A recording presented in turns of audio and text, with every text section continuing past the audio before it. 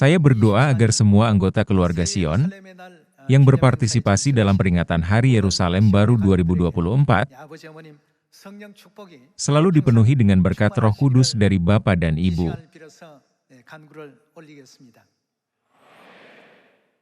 Tahun ini adalah tahun yang penuh sukacita karena Gereja Tuhan merayakan peringatan ke-60 tahun.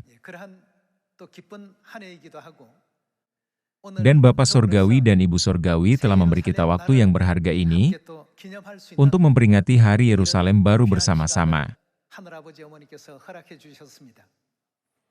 Melihat kembali ke 60 tahun yang lalu, kita mengetahui bahwa pada tahun 1918, Kristus Ahn-sang-hong datang ke bumi untuk menyelamatkan anak-anaknya. Dan pada tahun 1948, di usia 30 tahun, dia dibaptis dan memulai perjalanan nubuat untuk menggenapi nubuat Daud. Kemudian, pada tahun 1964, dia secara resmi mendirikan Gereja Tuhan, menggunakan nama resmi Gereja Tuhan untuk papan namanya. Pekerjaan Injil yang berlangsung sejak tahun 1948 telah menghasilkan pendirian gereja pada tahun 1964, dan sekarang kita merayakan peringatan ke-60 tahun. Selama 60 tahun terakhir, ada banyak kenangan. Setelah Bapak Kristus Ahn-sang-hong naik ke sorga pada tahun 1985, setelah menyelesaikan nubuat 37 tahun tentang tahta Raja Daud, Ibu Sorgawi telah memimpin dan memajukan Injil ini. Tahun ini merupakan tahun ke-39. Sesungguhnya, sejumlah besar waktu telah berlalu. Sampai sekarang, Gereja Tuhan telah mendirikan lebih dari 7.800 Sion di 175 negara. Dan sekitar 3,7 juta saudara dan saudari yang hilang telah kembali ke Sion. Ibu Sorgawi dengan penuh semangat menunggu anak-anak Sion yang belum kembali ke Sion kebenaran.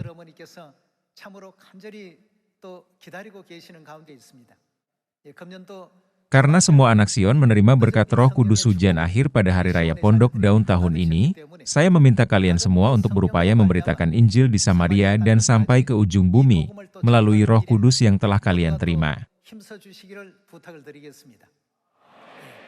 Tahun ini, untuk menyenangkan hati Ibu Surgawi di Hari Yerusalem Baru, tim yang telah tampil di Lincoln Center di Amerika Serikat mengunjungi Korea untuk berpartisipasi, menyatakan keinginan mereka untuk mengambil bagian dalam Hari Yerusalem Baru. Para anggota keluarga Sion dari Mongolia dan Jepang,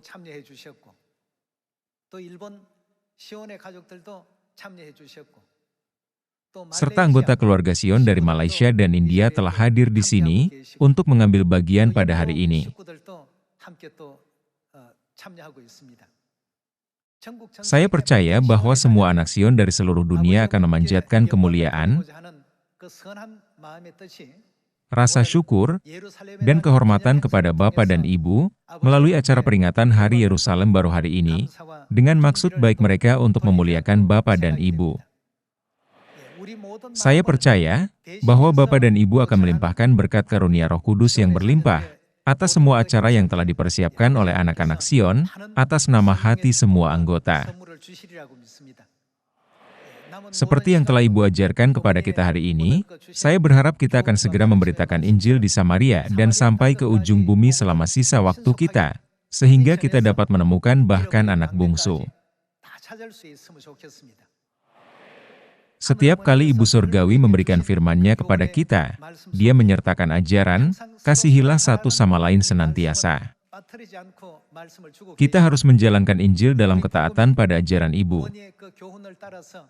Jalan Injil haruslah jalan di mana tidak ada seorang pun yang hidup di bumi ini yang merasa kesepian. Mari kita lihat kitab Yohanes pasal 13. Yohanes pasal 13 ayat 34.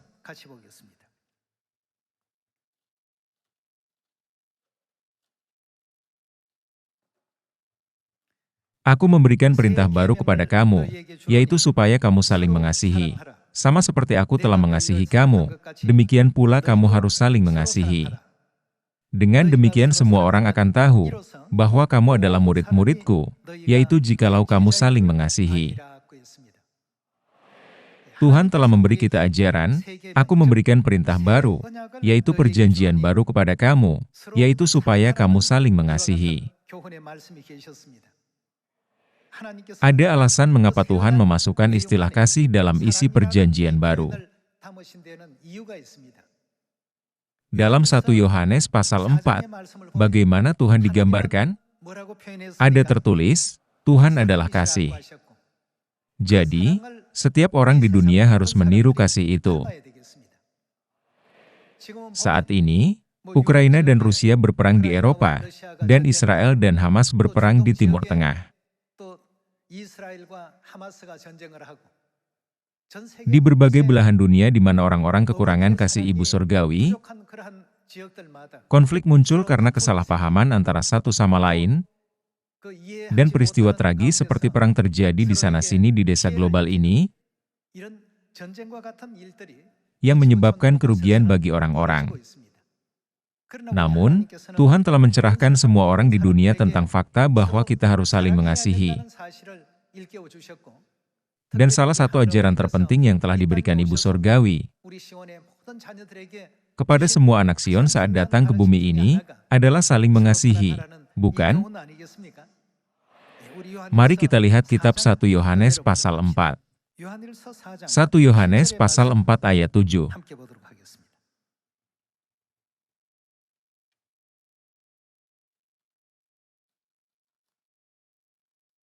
Saudara-saudaraku yang kekasih, marilah kita saling mengasihi, sebab kasih itu berasal dari Allah, dan setiap orang yang mengasihi, lahir dari Allah dan mengenal Allah. Barang siapa tidak mengasihi, ia tidak mengenal Allah, sebab Allah adalah kasih. Inilah yang diajarkan Alkitab kepada kita. Seluruh dunia harus meniru sifat dasar Tuhan. Bukankah Tuhan memberi anak-anaknya prinsip perjanjian baru dan mengajar mereka tentang pengabdian, pengorbanan, dan kasih yang tersembunyi di dalam perjanjian baru, sehingga mereka dapat menyerupai Dia? Karena Tuhan adalah kasih, ketika menyatakan kebenaran perjanjian baru, Dia meninggalkan kita perkataan, saling mengasihi, sebagai perjanjian dan perintah. Lalu, melalui kasih ini, apa yang ingin Tuhan capai di dalam diri kita? Mari kita temukan ayat lain di Roma pasal 13. Mari kita lihat Roma pasal 13 ayat 10.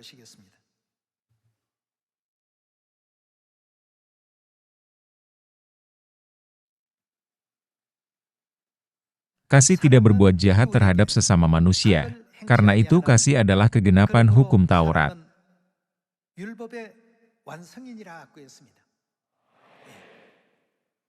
Ada perjanjian lama dan juga perjanjian baru. Apa yang dia katakan sebagai kegenapan semua perjanjian dan perintah? Sejak Kristus datang ke bumi ini untuk memberi hidup kepada kita, dengan merobek dagingnya dan menumpahkan darahnya, kita dapat masuk ke dalam kebenaran perjanjian baru, yang melaluinya kita dapat dibebaskan dari dosa-dosa kita, menerima hidup baru, dan memperoleh hidup yang kekal, bukan? Tuhan telah mengajar kita bahwa kasih adalah kegenapan hukum Taurat. Baru-baru ini, kita menerima berkat Roh Kudus hujan akhir melalui Hari Raya Pondok Daun. Difirmankan bahwa di antara berkat-berkat Roh Kudus hujan akhir ada banyak karunia.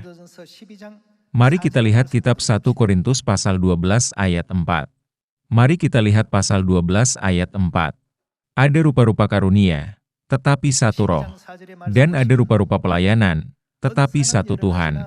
Di sini, karunia mengacu pada karunia Roh Kudus. Mari kita lihat ayat 5. Dan ada rupa-rupa pelayanan, tetapi satu Tuhan. Dan ada berbagai-bagai perbuatan ajaib, tetapi Allah adalah satu yang mengerjakan semuanya dalam semua orang. Tetapi kepada tiap-tiap orang dikaruniakan penyataan roh untuk kepentingan bersama.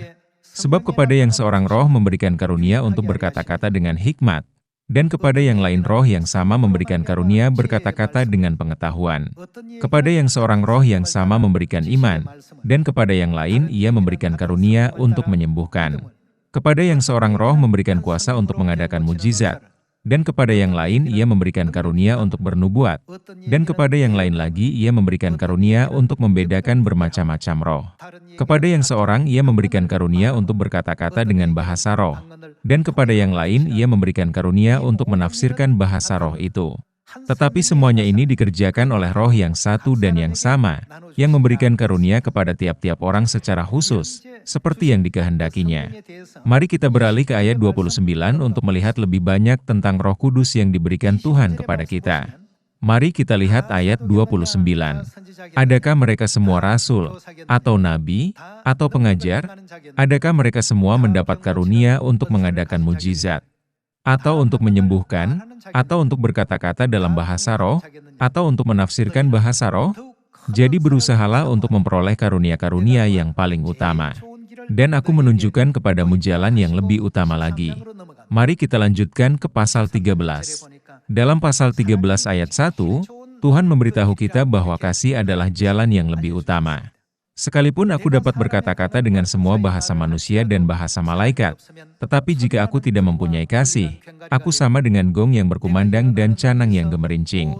Sekalipun aku mempunyai karunia untuk bernubuat dan aku mengetahui segala rahasia dan memiliki seluruh pengetahuan, dan sekalipun aku memiliki iman yang sempurna untuk memindahkan gunung, tetapi jika aku tidak mempunyai kasih, aku sama sekali tidak berguna. Dan sekalipun aku membagi-bagikan segala sesuatu yang ada padaku, bahkan menyerahkan tubuhku untuk dibakar, tetapi jika aku tidak mempunyai kasih, sedikit pun tidak ada faedahnya bagiku. Kasih itu sabar, kasih itu murah hati, ia tidak cemburu, ia tidak memegahkan diri dan tidak sombong. Ia tidak melakukan yang tidak sopan dan tidak mencari keuntungan diri sendiri. Ia tidak pemarah dan tidak menyimpan kesalahan orang lain. Ia tidak bersukacita karena ketidakadilan, tetapi karena kebenaran. Ia menutupi segala sesuatu, percaya segala sesuatu, mengharapkan segala sesuatu, sabar menanggung segala sesuatu. Kasih tidak berkesudahan, nubuat akan berakhir, bahasa roh akan berhenti, pengetahuan akan lenyap. Sebab pengetahuan kita tidak lengkap dan nubuat kita tidak sempurna. Tetapi jika yang sempurna tiba, maka yang tidak sempurna itu akan lenyap. Ayat 11. Ketika aku kanak-kanak, aku berkata-kata seperti kanak-kanak, aku merasa seperti kanak-kanak, aku berpikir seperti kanak-kanak. Sekarang sesudah aku menjadi dewasa, aku meninggalkan sifat kanak-kanak itu. Karena sekarang kita melihat dalam cermin suatu gambaran yang samar-samar, tetapi nanti kita akan melihat muka dengan muka. Sekarang aku hanya mengenal dengan tidak sempurna, tetapi nanti aku akan mengenal dengan sempurna, seperti aku sendiri dikenal. Demikianlah tinggal ketiga hal ini, yaitu iman, pengharapan dan kasih, dan yang paling besar di antaranya, apa yang paling besar? Ialah kasih. Bapa dan Ibu telah datang ke bumi ini untuk menunjukkan kasih ini kepada kita. Sudah 60 tahun sejak Sion didirikan pada tahun 1964. Mereka selalu memimpin kita dengan kasih selama 60 tahun terakhir. Berkata, jalan Injil haruslah jalan di mana tidak ada seorang pun yang merasa kesepian.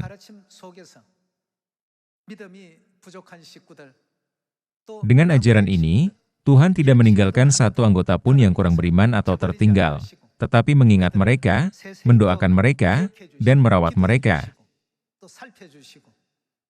Dengan cara ini, Tuhan telah membimbing gereja Tuhan untuk mendirikan lebih dari 7.800 Sion di 175 negara di seluruh dunia. Sekitar 3,7 juta anggota telah ikut serta dalam pekerjaan yang penuh anugerah ini untuk memanjatkan syukur, kemuliaan, dan pujian kepada Bapa dan Ibu di Sion, kandang yang bersatu. Dengan demikian, Tuhan telah menyadarkan kita untuk memahami bahwa kasih adalah hukum yang paling sempurna dan kegenapan hukum Taurat berakar pada kasih.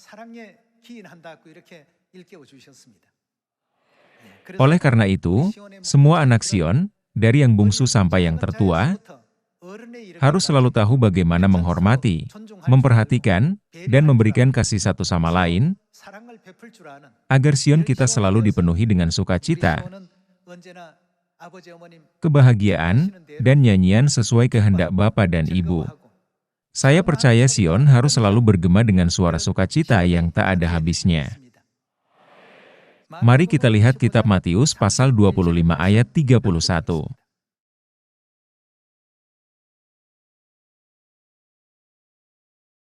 Pasal 25 ayat 31. Apabila Anak Manusia datang dalam kemuliaannya dan semua malaikat bersama-sama dengan Dia, maka Ia akan bersemayam di atas tahta kemuliaannya. Lalu semua bangsa akan dikumpulkan di hadapannya dan Ia akan memisahkan mereka seorang daripada seorang, sama seperti gembala memisahkan domba dari kambing. Dan Ia akan menempatkan domba-domba di sebelah kanannya dan kambing-kambing di sebelah kirinya. Dan Raja itu akan berkata kepada mereka yang di sebelah kanannya, "Mari, hai kamu yang diberkati oleh Bapakku, terimalah kerajaan yang telah disediakan bagimu sejak dunia dijadikan. Sebab ketika aku lapar, kamu memberi aku makan. Ketika aku haus, kamu memberi aku minum. Ketika aku seorang asing, kamu memberi aku tumpangan. Ketika aku telanjang, kamu memberi aku pakaian. Ketika aku sakit, kamu melawat aku. Ketika aku di dalam penjara, kamu mengunjungi aku." Maka orang-orang benar itu akan menjawab Dia. Katanya, "Tuhan, bila manakah kami melihat Engkau lapar dan kami memberi Engkau makan, atau haus dan kami memberi Engkau minum? Bila manakah kami melihat Engkau sebagai orang asing, dan kami memberi Engkau tumpangan, atau telanjang dan kami memberi Engkau pakaian? Bila manakah kami melihat Engkau sakit atau dalam penjara dan kami mengunjungi Engkau?" Dan Raja itu akan menjawab mereka, "Aku berkata kepadamu, sesungguhnya segala sesuatu yang kamu lakukan untuk salah seorang dari saudaraku yang paling hina ini, kamu telah melakukannya untuk aku." Tuhan berkata, "Ketika aku telanjang, kamu memberi aku pakaian." Mereka bertanya, "Tuhan, kapan kami melihat Engkau telanjang dan memberikan pakaian kepadamu?" Segala sesuatu yang kamu lakukan untuk salah seorang dari saudaraku yang paling hina ini, kamu telah melakukannya untuk aku. Dia menjelaskan hal ini kepada kita dengan cara ini. Itulah sebabnya, dalam Yohanes pasal 13 ayat 34, Tuhan menyadarkan semua anaknya akan perintah, saling mengasihi, ketika memberikan perjanjian baru. Ketika kita berkata, kita menaati perintah Tuhan dan perjanjian dengan baik, ini berarti bahwa segala sesuatu harus berasal dari kasih dan didirikan di dalam kasih. Jika tidak, semuanya hanya akan menjadi gong yang berkumandang dan canang yang gemerincing, mengeluarkan suara tanpa makna dan hanya memenuhi udara dengan kebisingan. Jadi, kita dipanggil untuk menanamkan kasih ke dalamnya. Hal inilah yang selama ini Bapa dan Ibu sadarkan di dalam diri kita.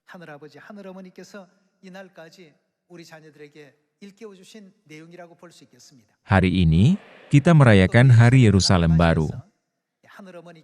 Selama lebih dari 40 tahun, Ibu Sorgawi telah menyayangi kita, merawat kita, dan memenuhi segalanya dengan kasih-Nya. Bukankah ini sebabnya kita bisa berada di sini hari ini? Sekarang, mari kita sampaikan kasih pengorbanan Bapa dan Ibu kepada saudara-saudari kita, sehingga semua umat manusia di seluruh dunia dapat bersatu dalam cinta, harmoni, dan persatuan daripada dalam konflik dan perselisihan.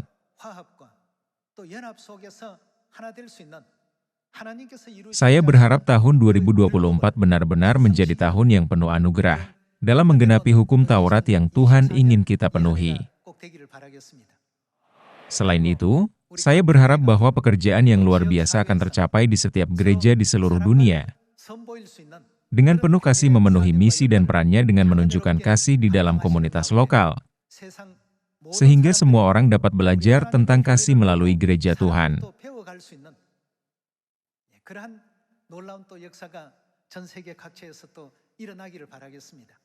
Saya tersadar berpikir, bukankah itu adalah momen ketika keinginan Ibu terpenuhi?